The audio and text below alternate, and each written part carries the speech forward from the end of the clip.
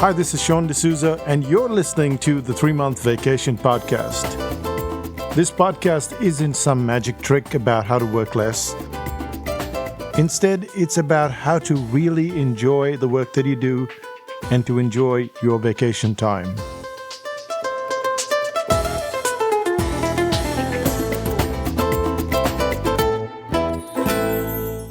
Hi, it's Sean, and you're listening to the 3-Month Vacation.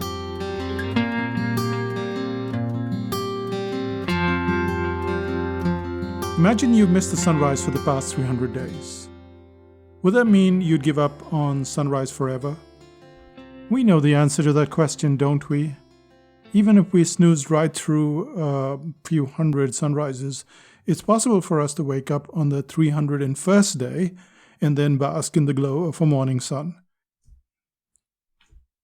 And yet, when it comes to projects, we often treat a stalled project as a form of failure. We tried, we tell ourselves, and we haven't made much progress. Hence, let's sleep through every sunrise forevermore. All projects, personal or business ones, run into difficulty at some point in time. Maybe you're writing a book and you start with gusto, and then somewhere into chapter 2 you get tired or you get lost or you get distracted. The book comes to a sudden halt. You're aware that you need to get back to writing, but it would mean starting from the top, wouldn't it? No, it doesn't. What you should do is start from the middle instead. Yes, right in the middle. Where does it say that you have to go back to the very beginning? If anything, the trip back to the start is almost always a doomed one. You realize when you get there, when you get to the beginning, that you've progressed very little, and it becomes much easier to procrastinate. It's logical to want to go to the start, yet starting in the middle is a far more effective way to go about things. Let's take an example with a book like The Brain Audit.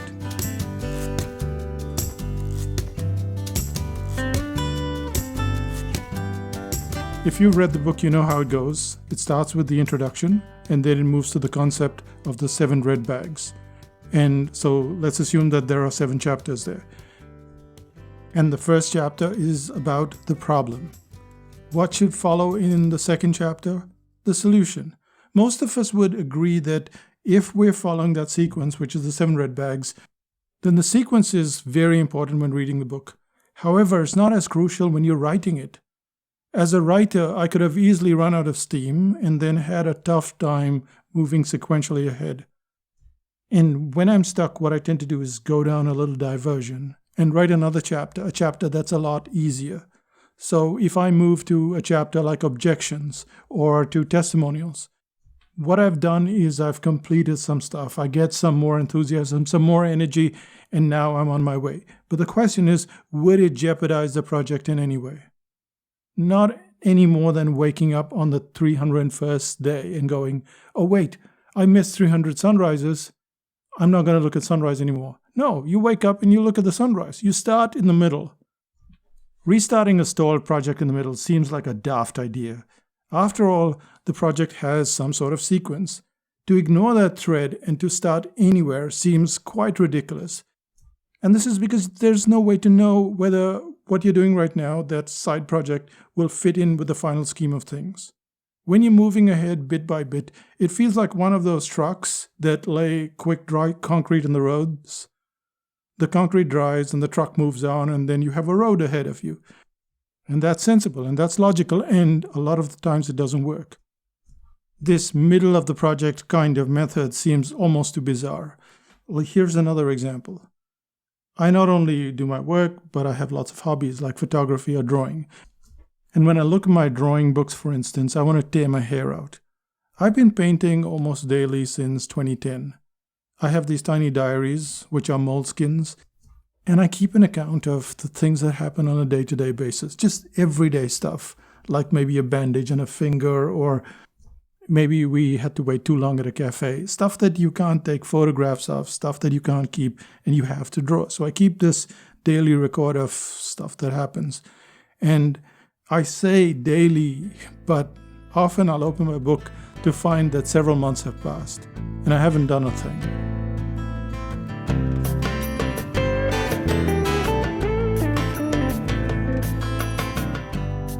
The logical process would be to go back to the last date. That is, say I did the last drawing in December, to go back to that day in December and then continue.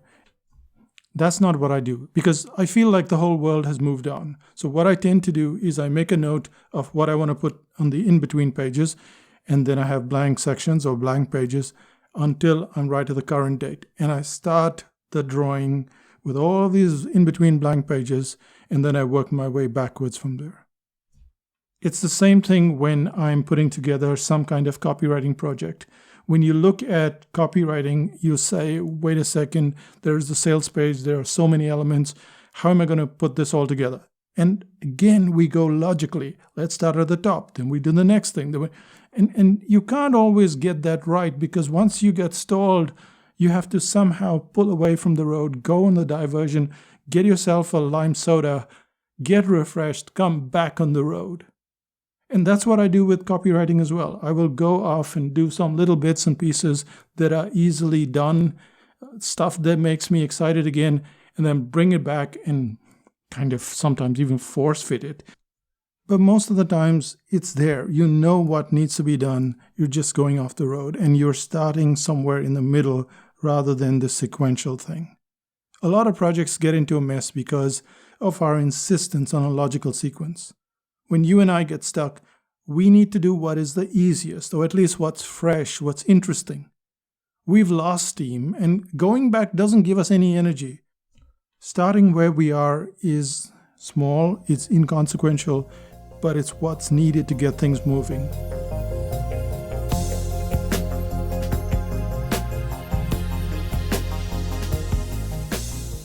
Start in the middle, start where you are. If your project is stalled, try and find something that's easy to do, that's quick. It doesn't have to be part of the sequence of things that you plan to do.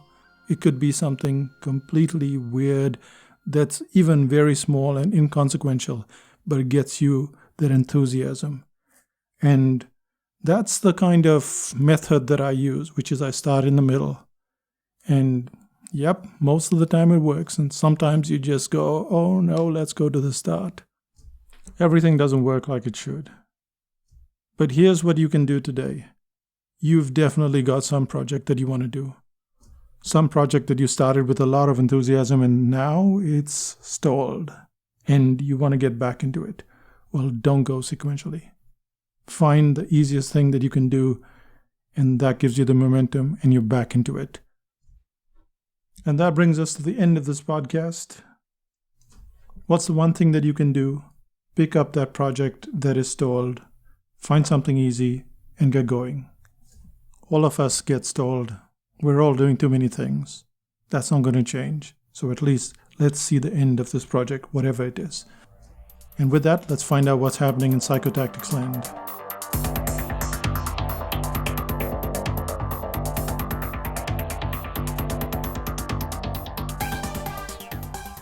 There are many things that slow us down, that don't let us go ahead. Fear is one of them. But the second thing is just not having a companion along the way. So much stuff can get done if you just have someone that's there for you every single day. And that's kind of what we have in 5000 BC. Now, 5000 BC has lots of information, but you're up to your ears in information. What you need is specific information. You have a project that's going. You run into some kind of problem. Maybe you need someone to look at a sales page, or maybe you don't know which software to use or which program to use. And that's what 5000 BC is a large part about. It's about getting things done because all of us want more time. We do want more money. We want to increase revenue and stuff like that. But at the end of it, all of that is just to have a better life. It is not to become Jeff Bezos and a gazillionaire.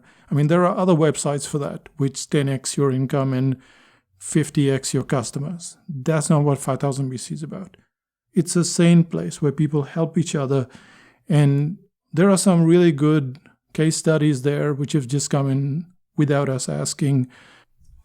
Neha Avasti, for instance, was struggling for quite a while. And then she started out this Instagram system, and now she's into consulting and doing extremely well. in the middle of this whole pandemic. We have Sumbella, and she's working with another company, but she's using all the concepts from pre-sale, and she keeps asking questions. And she's had like 900 people showing up on her webinar, which is a lot more than we get. So she's obviously doing something even better than we are. And then we have Susanna, who just documented her journey from designing tea towels, which she couldn't sell because of the pandemic, and now she's started to create online courses that are doing quite well. One of them is in Patagonia, the other is in Dubai, the third is in Australia. And this is the kind of thing that works with 5000 BC. So if you're thinking, well, I'm alone, well, most of us are alone. Most of us, when we work as business owners, are alone. And 5000 BC just gives you that place where you can ask those questions without feeling stupid or silly, and you can ask them as often as you want. And there's inspiration from people who have started 6 months ago, 8 months ago, 10 months ago. This isn't something like ours, which is like a 20-year-old impossible journey to follow. It's something that's just started. So it gives you that inspiration, but there's also the cooperation. And if you really feel like you want to do something, then 5000 BC is the place for you. I'll say bye for now. Bye-bye.